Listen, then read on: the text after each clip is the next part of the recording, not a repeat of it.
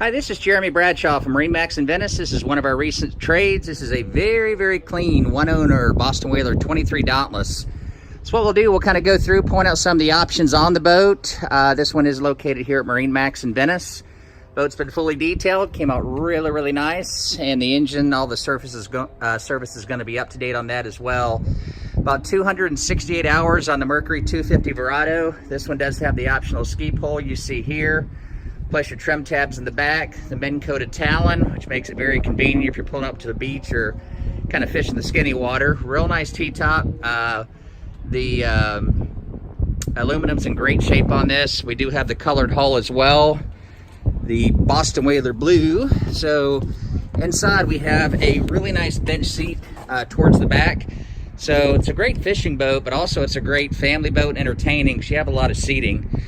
So up in the front, you get storage underneath all of your lockers right here. We have an additional bait well right here. The boat does have a freshwater system on it as well. Underneath, we have our enclosed head, our porta potty, another recirculating bait well underneath the helm bench seat, and we've got the Garmin 546S, smart gauges, Clarion stereo, digital throttle and shift, and there's our trim tabs right there.